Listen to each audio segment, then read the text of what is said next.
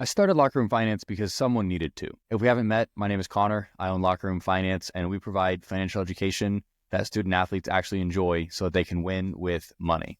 I do that through in-person, relatable presentations, one-on-one financial coaching free to the athletes, and the Locker Room Finance app, which is a very simple money management app to help athletes develop financial awareness and intentionality. Last episode and this episode, it's a lot about me. And I'm only doing this because a lot of people ask questions. And my interns told me that I have to make these episodes. And so to make my 5 interns happy, I'm creating these episodes. But it's actually been a lot more enjoyable than I thought it would be. I thought it'd be really difficult for me, but I'm having a good time doing this. And so let's talk about Locker Room Finance and how it started and why it started. I'm going to be skimming through here on my laptop. I'm writing a book, and no one really gets to read this book for a long time. It's titled How It Happened, subtitle The Success Story of Locker Room Finance.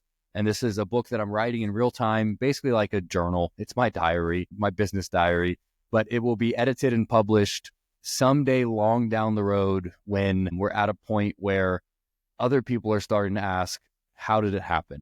Everyone wants to know people's stories. And so I'm just documenting it along the way, honestly, because my memory is not that great. It's a shocker that I remember stuff about money and finance and numbers and things like that. If I were to write this book 20 years from now, when I'm uber successful, I would likely forget a lot of the small details. I don't know if any of you can relate to that, but for me, it's easier for me to write this book as it's taking place. So I'm going to go through just a few of the key points from this book.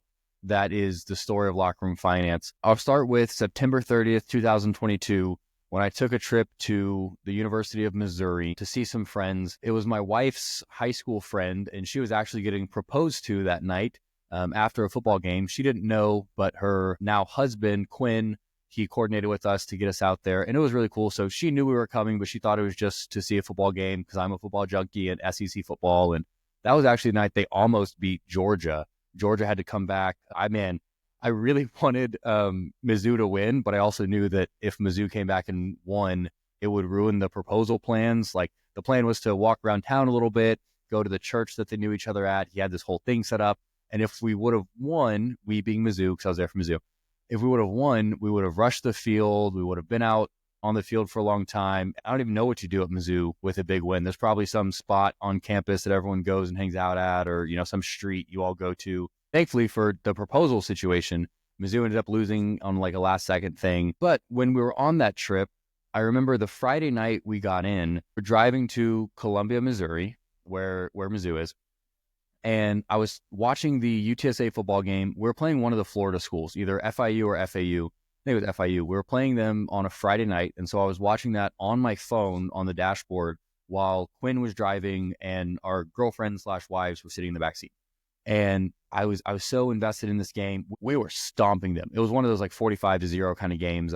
I was having so much fun watching this game. And while I was watching the game, we were talking about me as a financial coach the past few years. They knew I was a band director and everything, but then they asked, what's new in your life? And I said, well, it's ever since I paid off my student loans, we got married and everything, people started asking me how I did it. And so I've started helping more people. And then I shared with them that I even had a few paying clients. At the time, they were paying me just a little bit of money, but they were paying clients. And they thought that was really cool. And so they started asking me like how I get into that and why and what I know. Around that time, I took a 16-week personal finance, financial coaching course through the Ramsey organization. It was good. I learned a lot. And so in that course specifically, it was a lot of stuff I already knew, I'd already learned, but it was good to see how they kind of organized it into a way of not just knowing a lot about money, but actually helping other people with their money as a financial coach. And what does it actually look like? And the steps to take for that. So that was a good course for me. And I was in that course at the time that we talked. And so I don't even know. I mean, let me see. Did I say anything in my book about this? I don't remember how exactly I came up with the idea. I mean, it had to be God just dropped it in my mailbox and was like, hey, this is what you're supposed to do with the rest of your life. As we were talking, I was talking about my financial coaching dreams and how that could become my full-time thing, but also about how I love student athletes. And then student athlete financial education came up because we're talking about NIL and all that stuff. And slowly the idea started to form in my mind that I might be able to do personal finance education and work with student athletes, because I knew that student athletes got some type of financial education. I didn't really know how successful it was. I'd heard some bad things about it, at least at the schools that I knew, but I wasn't sure what it looked like. But the idea of personal finance, student athletes, and I get to do that for a living, it was thrilling for me. It was like, man, that's everything I've ever wanted to do. Now, I have a very obsessive personality. I think that's a good way to describe it. I try and keep my obsessions healthy. And so, like, for example, I did a triathlon the year that my wife and I got married. It was an Ironman 70.3, and I became obsessed with it for like 8 months. I didn't train enough, but I watched all the YouTube videos about it. I didn't lock in my nutrition at all, but I knew I wanted to do it. And so the obsessive side for me, and this is one of my biggest struggles, it's more so on the ideas of everything and not always the execution of it. And so that's something that I've really been having to work on in my business, in my own life, in my health. But the idea that this business, I didn't know what it'd be called yet, but this business where I help student athletes plan for their money in a way that I wish I had done when I was in college, that was really exciting to me. And this is a direct quote from the book.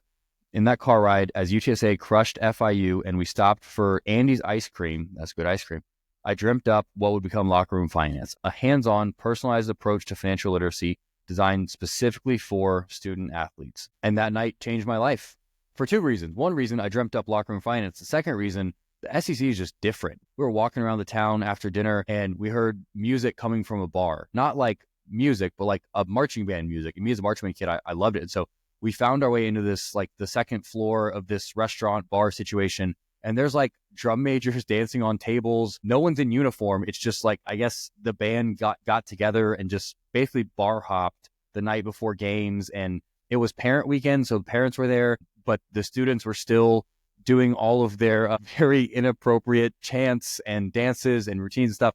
But the band was like having the time of their life. And I just, that fired me up because where I'm from, UTSA, it's a newer program. There's not a ton of history. I've actually been fortunate enough to be involved in a lot of the new traditions and stuff. Part of my time at UTSA, I actually taught the Spirit and Tradition session to all the freshman orientation students. But it was really cool. I had just dreamt up what I thought might be my future. And then I saw this marching band dancing on tables at a bar. And it was like dream come true. Best night ever. And then the next day was a football game. Georgia ended up winning in the last second. They got engaged. They got married. Their lives are great now. We see them every now and then. But that night was really when I decided that Locker Room Finance could be a thing. So that was September 30th. Skipping forward, we got invited to it was called the Be Bold campaign fundraiser launch dinner party thing. And UTSA, we're really involved over there. I'm not really sure how we ended up there, but we end up at things like this. Again, just going back to the connections and stuff that I built as a band kid in college. Like I knew a lot of people and we stayed in touch with them. And so we'd end up at things like this. And they were in the middle of a $500 million campaign. And this was the big public launch. But the reason I want to say this is Be Bold. Those two words was like the thing that Dr. Taylor Amy, the president of UTSA, that is what he's been branding the university as when it comes to like fundraising and getting a job, and everything that he does right now ties back to Be Bold.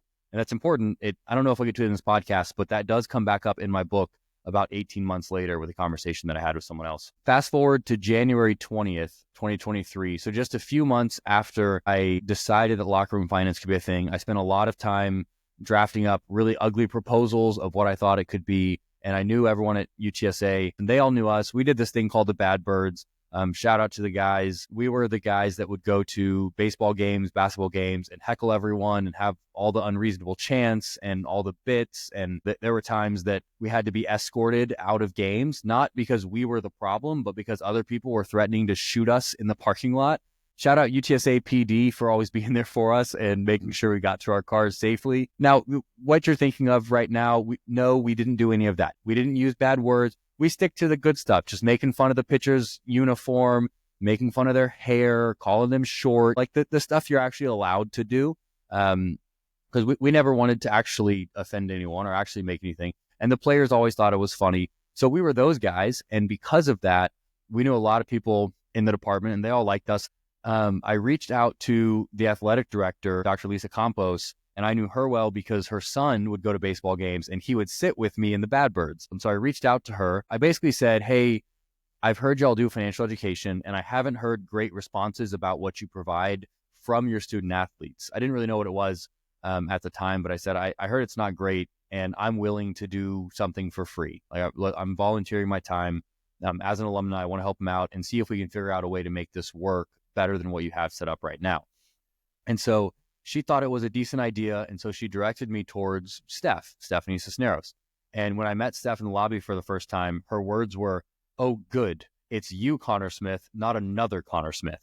Because I guess she was relieved that it was me, a familiar face that she knew. And that was a moment where I was like going to pitch this grand idea to someone that I kind of knew. I didn't know if she really knew me, but thankfully she did. And so that took off a lot of pressure. We were off to a great start. We're going to meet in the conference room, but she met me in the lobby and it was like, "Good, it's you, Connor Smith." We hugged and everything was good. So we caught up a little bit. And then she was intrigued. She was impressed that I had put together this idea. She was open to figuring out a way to make it happen. The biggest differentiators in my proposal than what most people were doing is I was saying, let's do this team by team and let's give them the opportunity to meet with me one-on-one. And so those were two things that she had never heard of before. And I had spent a lot of time thinking about, how to make this very successful. And those were some of the things that I identified as key factors that could make financial education more impactful for student athletes. And so she was really excited to see that. I'm forever grateful for her willingness to let me try. Again, I had a music education degree. I barely had a financial coaching certification, but that's not a regulated thing. Like I don't have my licenses in securities and investments. I don't have any of that stuff. I don't have a finance degree. I don't have an MBA. I'm just a guy that likes student athletes and made some mistakes with money. And so I was passionate enough to reach out and she gave me the opportunity. It's funny because the only reason that she knew me is because I used to go crazy and cause a ruckus at baseball games. And back then I was thinking that might be detrimental to my future career opportunities because people might look down on that. But actually it's turned out to be pretty good for me because a lot of people know me and like me because of that. And that's given me a few of the opportunities along the way. Really, and this is a side note, not from my book, but I've just been myself this whole time and people have been okay with it. And so I don't know if anyone's listening to this for business encouragement or advice, and I'm not trying to give you anything you're not asking for, but if you're just yourself and you keep trying to get better and you keep trying to do the right thing and help people, it'll probably work out. Like, I mean, I'm not where I want to be. I'm a long ways from that, but I'm further along than I thought I would be in this business. And the whole time I've just been myself and I've been honest and I've been authentic. And yes, I've tried to make some money along the way, but more than that, I've identified a problem. I found a solution that I think works really well. And I've started doing it and I've been open with people along the way. I've always been nice and respectful. But yeah, at the end of the day, I'm just being myself, doing what I want to do. And I've been surprised that everyone's okay with it. And, I mean, I've been rejected a lot. I've been rejected by a lot of schools, a lot of potential clients, but even ones that reject me, like they're never mad about me. They're not mad about what I'm doing. They just don't need my service at the time. And I understand that. So to wrap up this little rant, just be yourself, work on personal development, obviously work on getting better, try and be healthier, have good relationships, all that stuff. But just be yourself and do what you think is right. And at least in my experience, it's been working out for me so far.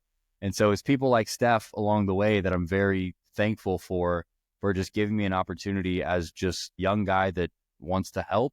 And she said, sure, come on. As I'm recording this, I'm realizing it's going to be a very long episode. So I'm just going to start skipping over some stuff. If I leave out some details, sorry. Maybe I'll make more recordings about this later, but I'd like this to not be a 3-hour long episode. So skipping forward, at UTSA, we finally got to do some work. The goal was to do individual teams, but that wasn't really possible our first time doing it because I still had a full-time job. So I took a full day off of work on a Monday and I offered UTSA, I'd do it for free, and we would offer 3 sessions, a 10 a.m., a 2 p.m., and a 6 p.m. And we did it on a day that we had identified most athletes would be able to make one of those. We had a little spreadsheet going about which teams could make what. The 10 a.m., we actually got word that the entire baseball team was going to be there. And so that's about 45 guys, I think, and the room only held 40 people. And so we capped that one. We put out a flyer that said, this meeting is full, but come to the 2 o'clock or the 6 o'clock. I was using all my connections within athletics, everyone from the quarterback to the pitcher to the people on the track team, everyone that I knew, try to advertise this and say, hey, we're going to do it this way.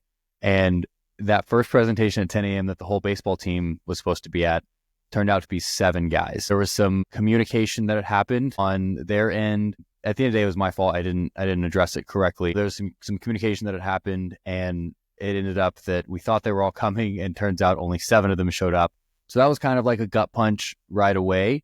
But the 7 people in the room, Luke Malone, Shane Zerdashny, Josh Colleen, like a lot of these great guys were in the room, and guys that I really respected as athletes, but also as just men. And they said that what I provided was really good. And they reassured me that what I did was much more impactful than what they had in the past. So I knew I was on the right path, even though only 7 guys showed up. And fast forward to the 2:00 presentation. Sure enough, 2:00 rolls around. The room we're in is one of those nice big, football rooms, and it's got about 120 seats, and there are 5 people that show up. Again, I was broken. I was presenting and I was doing a good job, but inside I was like, man, I thought this was going to work, and it really didn't. You swing, you strike out, and it's just demoralizing. The good thing was the people in the room, just like the baseball presentation, they learned something. They liked it. One of them, his name's Payne. He now works for Tulane Athletics, and he actually signed up for meetings with me. So I was promoting one-on-one meetings, and he was the first one that actually signed up. He signed up for 3 one-on-one meetings kind of every month between then and the end of the semester. And that showed me that people liked the meetings. Only one guy, but at least he liked it. And fast forward to the 6:00 presentation that night, the one that I had kind of gotten word that a lot of the football guys would be at, which would be great because there's a lot of guys on the team. And 5:55 rolls around. There's no one in the room. 5:58 rolls around. There's no one in the room. 6:00 on the dot. I look at my watch, and there's no one in the room. It was me, my wife, who was there to take pictures, and Beth, who works with Steph, and she was covering for her. And Beth was there to introduce me that night. And 6:00, there's no one in the room. 6:05, no one in the room. 6:08, we give up, we pack up, I go home, and I have very mixed emotions. I'm happy because I helped a few people. I'm not happy because what I thought was a good marketing job on our end for promoting these events turned out. There were a lot of reasons why it didn't work, but at the end of the day, I just didn't do a good enough job setting it up in a way that would be successful and easy to attend and all that stuff. And so we struck out, and that happens all the time. But it was pretty tough to deal with. Leaving the building, we were walking down the stairs in UTSA's athletic facility called Race, and going down the steps, there's a big sign that says trust the process. And that's one of Jeff Traylor's big things, the football coach. And my wife said, stop there. Let me take a picture of you with the trust the process sign. And she took it, but the T was cut off because you couldn't see it. So it says rust the process. And so when things get hard for me, my wife comes up and says, rust the process. And that's kind of like our little thing. But that was day one. So over 3 presentations, me taking a whole day off of work and putting a month and a half of promotion efforts into this. And there was a total of 12 people that I presented to when I thought it would be hundreds. Fast forward, I did a student loan session a couple weeks later because that was something we identified, that a lot of student athletes have student loans and just don't know what they're doing with it. And in my own work, I've seen that to be true. Probably half the people I talk to have student loans. Everyone has this idea that student athletes just rolling in money and NIL, and it's not true. I mean, there are those people, but I'd say in my personal experience, maybe 40% of student athletes have some kind of student loans, and the same percentage, maybe 40% of them have some kind of NIL. And there's a very small percentage that are the kind of NIL deals that you see on Twitter and Instagram. Like those are very uncommon. They're starting to become more common with all the stuff going on, and athletes will start making more money across the board, but there's still going to be so many, like in my experience, that had student loans. And so we did a student loan presentation a couple weeks later, and one person showed up. His name is Dennis, and he's awesome. He's a track guy from UTSA. I still know him to this day, still help him out with his money every now and then. But he showed up, and he was engaged, and he was like, man, this is really cool. I don't know why no one else showed up. Like, I'm really grateful to learn about this. He got basically like a one-on-one presentation from me, and then kind of turned into just like financial coaching for him about himself. In all of that, we struck out pretty bad, but there was enough evidence there that I wanted to keep going. And so I did. And I talked to Steph again about how can we do this better. And we figured out some different scheduling things, kind of the schedule that we use today where we go team by team for a whole week. In that season, I was figuring out what are other ways that we can benefit these athletes' lives. And one of those was an app.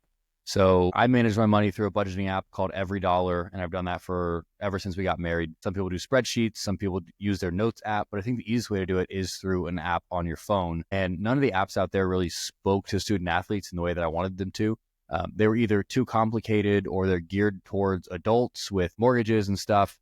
A lot of the apps, they're funded by ad money, which I totally understand, but for that reason, a lot of them are promoting financial products that you probably don't need and credit cards that you probably don't need through the apps. And so I don't like that as well. So really just to address that issue, I threw around the idea of making an app. We were originally going to call it the Game Plan app. We went away from that because Game Plan is everywhere. So we just went with Locker Room Finance app because that name is very unique to us. And there's really nothing else out there that's Locker Room Finance. And so I started talking with Palmer Wenzel, again, another connection that I knew from the UTSA sports world. He was a pitcher at UTSA, then he was a pitcher at the University of Texas on their World Series team. And then he did a little bit of minor league baseball stuff, found himself being a software developer for a company. And I reached out to him because he and I were like disc golf buddies around the COVID time. That was what we did to pass the time. But I reached out to him and I said, hey, I know you're in the app world. Like, let me throw some ideas around. So he was kind of like helping me, you call it consulting, I guess, helping me figure out which company I wanted to use to build the Locker Room Finance app. And basically you start reaching out on websites and stuff. And then you have a bunch of people contact you saying why they should be the one to develop your app. But then I realized it's a lot of money to build an app. The cheapest quote I got was $15,000. The most expensive quote I got was $500,000. And it varies if you're using someone overseas or someone in America, or, there's like boutique agencies, but all of it, even like a $15,000, $30,000 app, that's a lot of money for me to spend when at that time it was like a side project of mine. It was something that I was trying to make happen, a resource I wanted to provide for the athletes. So I figured an app would be easier for them to use than like a spreadsheet or pen and paper. So I knew that I wanted to have it built, but I wasn't about to pay $50,000 for it. And this really led me down the road of thinking about fundraising. And if you know anything about business, which I didn't 4 years ago, a lot of people will go and they'll raise money. And so you'll get investors and you'll get someone to give you $100,000 for 20% of your company, kind of like Shark Tank. In like the smaller world, maybe someone will give you $5,000 for 3% of your company or something like that. But you try and raise enough money to do all the things you need to do and hire the people you need to hire and develop the app and build the website, stuff like that. And so there was a phase there where I thought about raising money. I had identified a number that I thought would be really good for us and be able to pay myself like as a full-time thing, but also build the app and pay some people to help with that. And at the end of the day, I never ended up doing it. I talked to a lot of good people, people that I respected, a few of them that totally shut me down. I'm grateful that they did. The common theme was like, you're not ready to raise money for this. Like, your idea is good. They believed in me as a person, but they didn't believe in my business model, my business plan, because as an investor in a company, you want to see, how am I going to make my money back? Like, at the end of the day, they can help you out and all that stuff, but it's about money. It's about profit. It's about my return on investment. And so some great people in my life told me, you're not at a place to raise money and you probably don't even need to. And so I went forward with that and I was like, well, how can I do this without raising money? And so I started saving on the side and I was going to just pay someone to build the app, but I couldn't find anyone that I really trusted.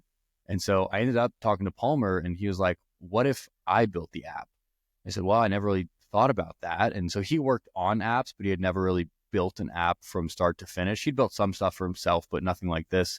And with an app like this, there's so much that goes into it on the financial management side and link to bank accounts and security and stuff like that.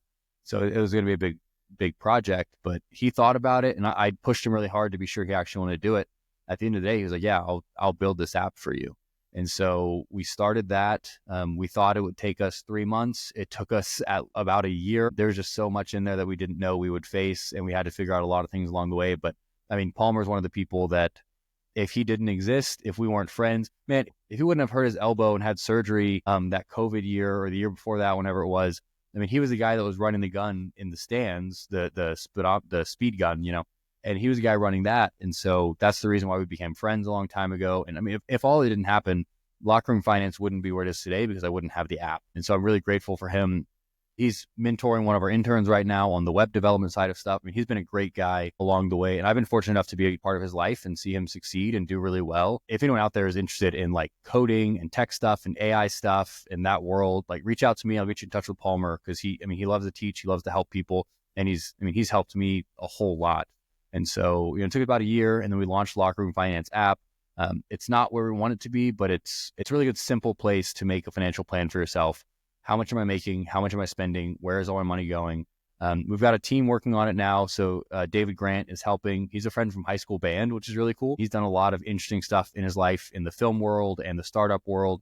Someone that I really respect. So he's helping us out some right now as well. So yeah, that's the app side of stuff. But that all started just as me trying to find a resource that would give athletes something that they didn't already have. And in my research with the athletes I was talking to, none of them were using any way to track their money, like most college kids aren't. And so we built the Locker Room Finance app. Thank you for letting me go on that tangent about the Locker Room Finance app. Back to this story. I'm getting rejected by other schools. There's a lot about this in the book, but I'm reaching out to schools. I'd have a really good meeting, and then they'd email me and they'd say no. They'd be interested. We'd meet again. They would say no. And at this point in my journey, I was really kind of jealous of athletes, because as athletes, respectfully, you have so many opportunities to deal with failure and rejection in your life. I mean, I was watching a softball game the other day, and you get up and 3 strikes and you're out, and you strike out a lot, and you swing and you miss and you don't catch the ball, and like things just happen, and you get the opportunity as an athlete to step back up to the plate and take another swing your next at bat. Relate that to whatever your sport is, but you get another opportunity. But more importantly, you get the chance to fail and to wrestle with that. And so that's something that I hadn't experienced much of in my life. My life had been pretty smooth. I'd gotten, in the band world, I'd gotten most things that I'd wanted. There were a few things along the way that I struggled with, but not having that kind of rejection and starting your business and having meetings. It's like the highs are really high and the lows are really low, and the highest of highs become the lowest of lows in an instant, just from one email. And so that was a really difficult thing for me to kind of manage. But I was getting rejected from schools left and right, but I was still doing the UTSA stuff, and that was expanding. The next January, so this is January of 2024, and this was my biggest presentation yet with UTSA athletics. We had the baseball team, volleyball, women's golf, and women's soccer. And so we had changed some of the way we were doing it. And so all of those teams actually showed up. There was over 100 people in the room. It was a really strong presentation. The funny thing about business, at least for me so far, is when it comes to the service I'm providing, which is standing in front of student athletes talking about money, that's such a small piece of what I actually do. And really, most of the hours in my day are filled with trying to find ways to get new people to allow me to do that, right? Building a business, building a brand, finding new customers, finding new schools to work with. And at the end of the day, the actual presentations that I do is such a small part of my job, which is a huge bummer. I would love to be in the place where most of my job is just presenting and one-on-one financial coaching. We're not there yet, but I say all this because that first presentation, the feedback was so good and the athletes really enjoyed it. The athletes learned something. I got some feedback at the end on a QR code, which the QR code thing, it was scary because there was a place for them to put in their phone number and I had coded it wrong. And so the whole form was almost broken, but we recovered from that and they were still able to put everything in. But yeah, the feedback on that was, this is the most engaging presentation we've ever had. The way you talk about money is a lot simpler than most of the things I've heard before. Whenever you talk about money, I understand it. But when my dad talks about money, I don't want to listen. And so I got comments like that and it was just more uplifting than anything because I already knew that what I provided was really good. It was just nice to hear other people say it as well. Fast forward about a month after that, and there's a journal entry in here titled, I am convinced. I'll read for you word for word. February 8th, 2024, I am convinced. So just over a year ago today, I say, I'm convinced. This is a business model that is needed and will be unreasonably successful. Every time I interact with an athlete, I become more certain that this isn't a random business dream of mine, but a true need for student athletes everywhere. They are struggling, they are confused, and they're in extremely different financial situations. And then I say, I must be successful. I will take care of my family, I will provide for my family, and I must take care of these athletes that desperately need what I provide. So that was February 8th of last year. February 21st of last year, I presented to UTSA football, which was my best and strongest presentation yet. Other than me, there are only 2 people in the world that have read through this book, and one of them is my wife. The other person that read through the book, he noticed something really interesting, that on February 8th, I said, I'm convinced that I will be successful. Like I just have to be because the athletes need it and I'm the person to make this happen.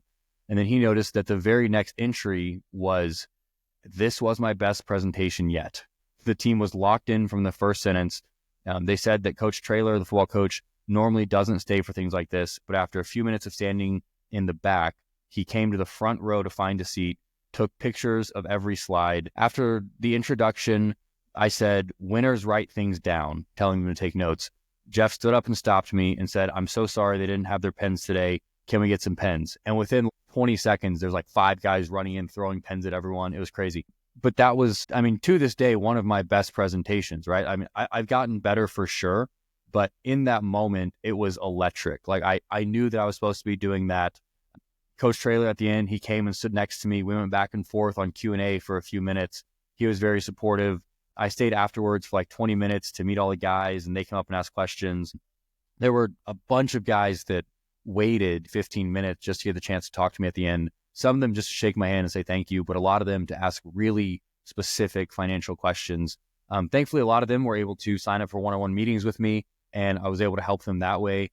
But I was so surprised at how well everyone received it. Again, not surprised that I did my job well, because I knew that I would, but just surprised of the excess of compliments and the excess of thanks. And it really just, again, showed me that this is something that I have to do and that I will be successful. My friend pointed out that I had decided that I was going to be successful a few weeks before I actually did the thing that made me feel super successful. And then I have written in here, this is what I'm made for. I have to make this work for guys like this. They're all over the country. They all need what I provide. Then I bolded this sentence. If the price of helping these athletes is having uncomfortable conversations with athletic staff members, then that is the price I must and I'm willing to pay. And, the hardest thing in all of this has been the outreach side. And how do you reach out to new schools and tell them what you provide, but not feel salesy and know that, yes, I have to make some money, but it's more about the athletes and how I can help them. But a lot of schools have other things set up. And how do I show that what I provide is more impactful? And that's been the hardest thing for me. But every time I help an athlete, I'm reminded that I need to call more schools. I need to talk to more people. I need to get in front of more athletes, because what I provide is really strong. I mean, we're changing the financial lives of student athletes through relatable presentations, through one-on-one financial coaching, and through the Locker Room Finance app that we released last October. And I'm so grateful for the opportunities along the way. The people like Coach Traylor and Sarge and Andrew Acosta and Steph, like all these people that are giving me these opportunities, I don't take it lightly, because I know their time is valuable and I would never want to waste their time. But I'm always impressed and humbled and thankful after a presentation, because the responses have always been really, like, I have things I need to work on, things I can get better at with my presentation, and different lines I'll say, and the jokes that I use, trying to find which ones hit and stuff like that. But big picture, it's always been really positive.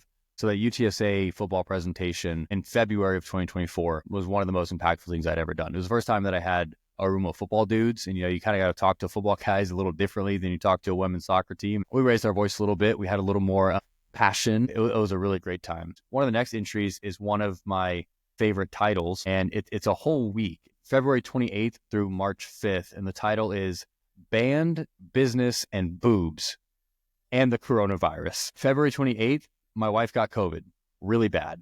February 29th, my mom had a double mastectomy. And so my wife is at home with COVID while I'm at the hospital with my mom having a very intense surgery because of her medical past. Anesthesia is more risky. And so my wife is at home really sick.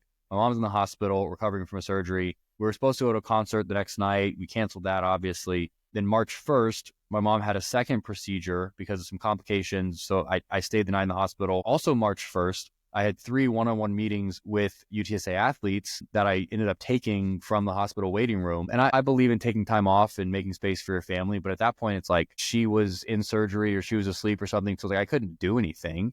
And so I'm at a point in my business where having that meeting would be really impactful, and I wanted to help the guys. So I still took those meetings. And then the next day, March 2nd, 8 a.m., I had a band thing. It was a Saturday, I guess. But then starting later that night on March 2nd was my jazz band tour.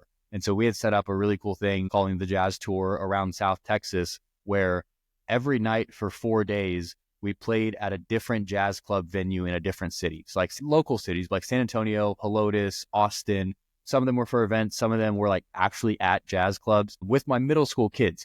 So that jazz tour was following my wife getting COVID, my mom having 2 surgeries in 2 days, me staying out in the hospital, me having some one-on-one meetings with some UTSA athletes, and all of that. I mean, that's just one of those weeks that I really wanted to document to look back in the future and be like, man, we went through some hard stuff, but along the way, like my mom is doing really well now. I mean, at the end, my wife's COVID thing wasn't that bad. I mean, she was sick for 4 or 5 days or so. My jazz band did really well, but these are the kind of stories that I really appreciate. And like going back to last episode, the way my mom raised me is like, I saw all of that as an opportunity to do something great. I have a friend, Everett, and he always says, what a great opportunity to XYZ. And Everett's in the middle of something at his job right now where he's working basically 12 hours a day, 7 days a week for like, I don't know, 4 months. And the first time he told me, I was like, man, that's such a hard thing. Like, what are you going to do? Are you going to be okay? And he's like, it's an opportunity to get better. It's an opportunity to learn more. It's an opportunity to test myself. And like that kind of a mindset, it's really helpful for me to have Everett, my wife, my mom, people in my life that will remind me of that. And so this week, I'm excited for 20 years from now when this book comes out to really elaborate on each of those and kind of like the struggles of that. Let's see, where are we? I'm all over the place, huh? About a month after that crazy week, I decided I was quitting my full-time job as a middle school band director. And it came on the same day that we got invited to what's called the Midwest Clinic and Convention. We're in San Antonio, Texas. Midwest happens in Chicago. It's once a year. It's basically like the Super Bowl of band and orchestra education and performances. And so they pick different performing ensembles for different categories, like middle school jazz band, high school orchestra, professional concert band. And they pick 1 to 3 of each category. And that year they were picking 1 middle school jazz band. Submitted our recordings, which were competing against about 700 other international middle school jazz bands. So everyone around the world could submit. And we got in. They picked Bradley Middle School, and our kids were selected to go perform there, which basically means that we had the best middle school jazz band in the world. I told my kids that and tried to have them understand, like, anyone in the world could submit for this, and anyone that did, we beat all of them. Again, I give a lot of credit to Carlos Elizondo and his work and his education. I feel like my role in all that was more of like the fun guy. I obviously did a lot and I taught a lot of music and stuff, but we got in. And Carlos told me that. We're sitting out on a ledge in the back of the school when he told me that. And that same day, I had decided that I was going to go in and tell him that I was resigning. This would be my last year teaching. And I told myself I was going to do that. And so I had to. And so he told me that we got in, and we celebrated for a little bit. And later that day I went back and I said, hey, in this whole Midwest planning process, I know that there are a lot of decisions you need to make. And so I don't want to put more stress on your plate, but I do want to tell you this as soon as possible, just so we can start managing it, that this is my last year teaching at Bradley Middle School. I'll be moving on, doing locker room finance full time. And Carlos was so excited for me. I mean, he was very supportive. The teaching world right now, I mean, a lot of people are leaving for various reasons. This isn't really the place for me to share my thoughts on that, but I loved my job. I loved my kids, but I was at a place where locker room finance could take off. I had seen enough success that I was convinced that if I did this for 8 hours a day, every day of the week, I could make it something really good. I could help a lot of student athletes. I would have a lot of fun doing it. My wife has a good job, and so she makes some money. And looking at my life and looking at, what I think God wants me to do on this earth and what my impact is going to be, like, I've done a lot of good stuff in the band world, but we made the decision, my wife and I, that it would be my last year. My wife is a very good planner, and during this time of decision, she helped me lay out all of the backup options and the what ifs and the worst case scenarios. And really the worst case scenario that we came up with is I die and I still go to heaven. And if that's really the worst thing that could happen, we'll be okay. We tried to keep that perspective with this, knowing that even if it wasn't the perfect career decision, even if locker room finance isn't a business that lasts me for 40 years and serves us really well and we help a lot of people, at the end of the day, life will be okay. We live, in America, we live in a very comfortable place where you're allowed to try things, you're allowed to fail. Even if locker room finance didn't or doesn't someday turn out to be what I think it will be and what I believe it will be, I'm going to be fine. My wife has a job. I think that I'm employable. And so at this point in my life, we had made the decision that it's time to take the leap, time to take the jump and go all in on locker room finance, because student athletes around the country deserve what I have to offer. And I think I'm the person to give it to them. And I had a really impactful conversation with the CEO of a pretty big company here in San Antonio.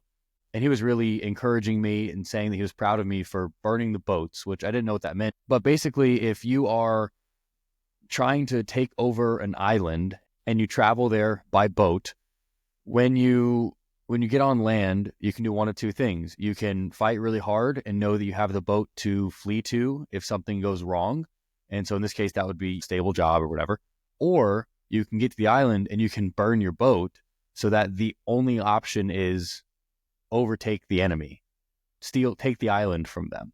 And he was encouraging me, saying that he saw that in my own life, that I decided to take the leap, burning the boat of stability, of something that I really enjoyed, and going to take on this locker room finance thing and see what it becomes, all within the lens of worst case scenario, I still go to heaven someday. But we've been seeing enough progress that there's, motivation and inspiration that this will work and that we will help a lot of people and that it'll be my full-time thing for a very long time. And so in that moment, I told Carlos I was done, and he understood and he was supportive. A few weeks after that, we told the kids, and, they're all heartbroken 12-year-olds because Carlos and I were the only band directors they knew. The community was pretty sad about it, but there wasn't one person. There might have been a few kids, but most of the kids even understood. But when it comes to adults, administrators, parents of kids, there wasn't one person that ever told me not to do it.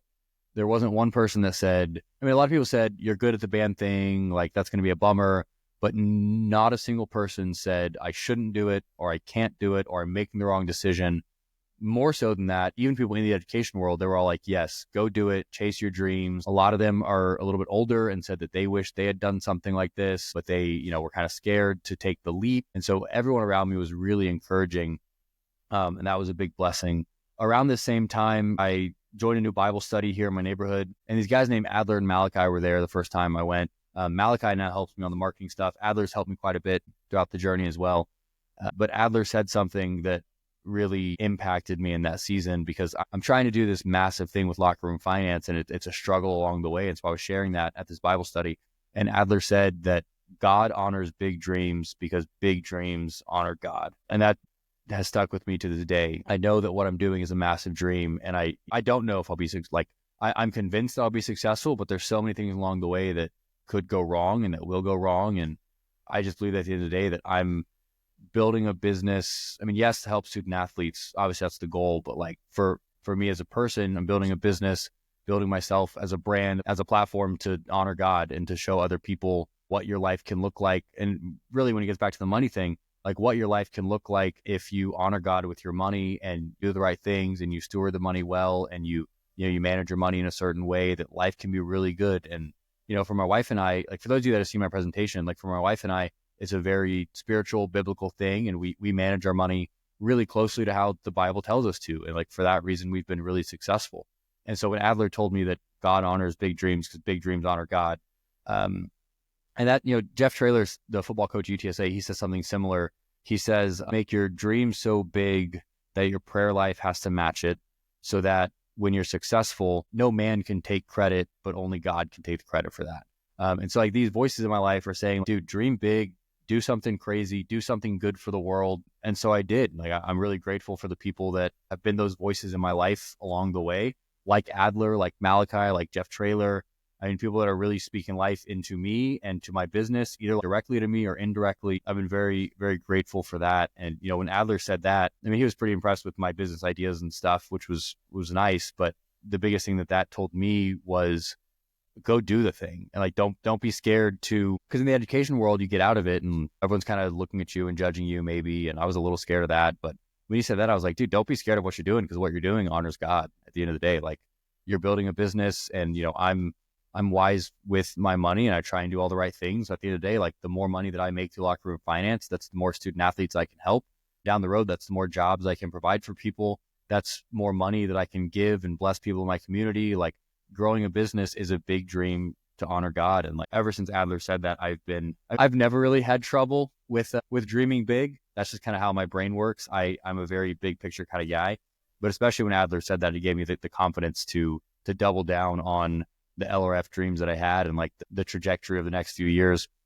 And really, we'll get into the story a little bit with Arkansas, but I ended up in the SEC 6 months after he told me that. You start a business and those are the goals and you want to get there and stuff, but realistically, you probably start with local schools, doing a lot of stuff for free, just trying to get your name out there for a long time. And I've done all that, and I've struggled with that.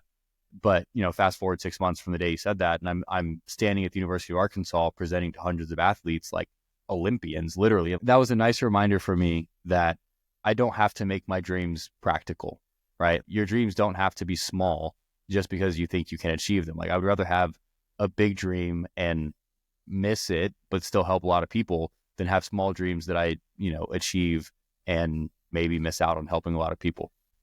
So now we're in the summer of 2024 and I'm having tons of meetings. I'm getting introduced to a lot of people in athletic departments. I keep getting no's left and right. No, no, no. I mean, I talked to probably 25, 30 schools that summer. Every single one said no, except for UIW. UIW, the University Incarnate Word here in San Antonio, they're a smaller school, D1 school. And I had met with him about a year earlier. His name's JR. And I met with JR about a year earlier and he was like, yeah, we have some stuff set up. We're going to do what we're doing. But it was good to know him. And then I went back and I talked to him again. And I was ready to like hard sell myself because I was realizing that this is a business. I have a product and I need to operate in my sales mentality, which is a new thing for me. But I have to sell this product, convince them that what I have is better than what they're doing now. And so I sat down like pretty much ready to go to bat for myself, even willing to do some things for free or modify the expectations for what I provide so that I can make it work for them and stuff. And within 2 or 3 minutes of small talk, he tells me that they've allocated some money for locker room finance. And as long as I'm still interested, that they would love to have me do their financial education for the next school year. And that was an in-person meeting. And that hit me like a truck because I was in defensive mode. I was ready to go. I was ready to fight. And he was like, hey, we got this money. Here's the amount. How much can you do for that? I was like, wow, it's working. Like, it worked. And so UIW was the second school that I'd ever worked with. I did do one free presentation for them in like their summer semester. And that kind of like solidified the deal that what I provided was really good. And then after that, we went into a paid thing. And I actually just spent a week with them about a month ago. And that was really impactful. One of the best weeks we've ever had. But that also led me to the University of Arkansas. So JR and his name is Justin, who works over at Arkansas. They used to work together at a previous job. And I got introduced to Justin. I had a great meeting with him. But again, I was having great meetings all the time. And I kept getting told no. And so this meeting with Justin, it was really strong, really powerful. We got along pretty well. And I felt good about it, but I was telling myself, like, don't feel too good because I was having good meetings every week and getting turned down every week. But the day after the free UIW presentation, I got an email from Arkansas basically saying yes, saying we would love to explore these opportunities and get you out here on campus. Like, let's set up a time to talk. I put 2 and 2 together that JR probably told Justin that, I didn't do horrible. And so that led to me going to the University of Arkansas in October of 2024. My goals for locker room finance last year, 2024, was to work with 3 schools. And so I knew it'd be UTSA. I thought it might be UIW or another local school, and then one other, and I didn't care who. If you would have told me that one other school would be the University of Arkansas in the Southeastern Conference, I probably wouldn't have believed you just because, that's the top of the top. Those are the big dogs. That's the SEC. It literally just means more, right? Not to put them on a pedestal over other student athletes, because all the student athletes I've helped, they're all just 18 to 23, 24-year-olds that just need help with their money, right? I'm not saying that the person at Arkansas matters more than the person at any other school, but the school, the institution, the history, the resources, the money, the funding, the cafeteria, the athletic competition level, like the SEC, it's just different. And so I got a chance to head out to Fayetteville and spend a week out there. And that was, one of the most impactful things for me in business is seeing that locker room finance works for the SEC. Because if it works for the SEC, it'll work for anyone. If it works for UIW, smaller private school, the SEC, the biggest of the big, and then UTSA somewhere in the middle of that, if it works for all of them, it will literally work for anyone. Like, no matter how big or how small the school is, student loans, NIL, whatever, like I've worked with all of them. And I've been very blessed to work with those ranges of schools in such a short amount of time. So I've been very grateful for that experience. And that was one of my best weeks. I'll probably, let's do this. I'll make a different podcast all about the locker room finance sprint. about what it is, why it works. And I'll use Arkansas as my main example for that. I'll throw in some other things from UTSA and UIW as well. But like the Arkansas sprint was a super impactful week. And so probably not the next episode. I want to get back to some actual financial education for y'all. But sometime soon, I'll do an episode. We'll title it, it'll be like Locker Room Finance, what we do and why it works, or something like that. We'll title that episode. I'll release it in a little while. Yeah, but so I'll keep that whole Arkansas story to there because it's a great story. I had a great time out there. They upset Tennessee when I was there, the football team. I wanted to rush the field. I didn't. The app got released. The app was posted to the App Store literally the morning of my first presentation. It's a whole thing. I'll tell you all about it in another podcast. But the moral of the story is God honors big dreams because big dreams honor God. And so if the whole purpose is to do what I believe God put me on this earth to do, and if that is to provide student athletes with financial education they actually enjoy and actually benefits them in their life, and then they end up winning with money because of that, and if that's the dream, why not make it a big dream? I think the Instagram post, I didn't post this on my Locker Room Finance account, but on my personal account, I think the caption was like, why not go straight to the SEC? Why not? Like there are lots of reasons why I wouldn't even belong there, and I probably didn't. Like who even is this kid that kind of knows something about money and really likes sports, and why is he talking to my athletes? But I ended up there. Like, why not? I mean, that was God's plan for my life, and I'm grateful for that. And so yeah, we'll do another episode about Arkansas. Moving on from that, I had probably my best idea in Locker Room Finance's short history, which is to start an internship program. It was Steph at UTSA that first asked me if I would consider taking on an intern. And I was like, yeah, sure. I don't know what they would do. And I was talking to Malachi, Adler's friend, the guy that now helps with my marketing internship. And I asked Malachi, I was like, what do you even think the interns would do? And he's like, oh, well, they could make cold calls for you. They can develop marketing stuff for you. They could probably work on the app for you. They could do social media. I was like, wow, sure, yes, do it. And so from that day on, I started putting together what is now the Locker Room Finance internship program. And this semester, we have 5 interns from around the country, all student athletes, all at different schools. And Josie over at TCU is helping us on the outreach department. So she's setting up meetings for us to try and get into more schools and help more student athletes. And she's doing a great job. Dalton at the University of Louisville. I think it's funny. Louisville. He is our marketing guy. And so he's helping me refine the message of what is Locker Room Finance. He's been helpful with this podcast and like, how should I talk and what should I do? And, he works pretty closely with our social media team. And so we have 2 social media girls. One is Layla from the University of Utah, and she's doing great. She's our only freshman on the team. All the others are seniors or above. And then we have Agata over at the University of Tulane, and she's also on the social media team. You can see some of their content on our page already. And then Olga from Arkansas, who I had met, she actually, during my presentation, I was talking about the app, and she raised her hand and she asked some crazy technical question that I couldn't answer. Something about Firebase or AWS or Flutter, or all these coding things. I know a little bit about it because I've been around it with Palmer and with David and everyone. But she asked some very intense question about where we were hosting a certain thing, and I couldn't answer it because I don't know everything. But from that day, I knew that she was smart and she was interested in that kind of stuff. And then her friends came up afterwards and said that she's some whiz kid behind the computer. And so she is our web development intern, and she's currently in the process of rebuilding what is the Locker Room Finance website. The only reason we're rebuilding it is not because I don't like this platform as all right now, but I need to add more to the website. We need to have student loan calculators, compound interest calculators, debt payoff calculators, things like that. We need to have a version of the app that international students can use, because international students, depending on where you're from, they can't download the Locker Room Finance app, similar to how they can't download Cash App or Venmo, just because of the systems that we use within the app, how it relates to banking technologies and stuff. And so Olga is rebuilding the whole website for us, and she's done a great job so far. That'll release sometime this semester. Then we'll start adding more custom features.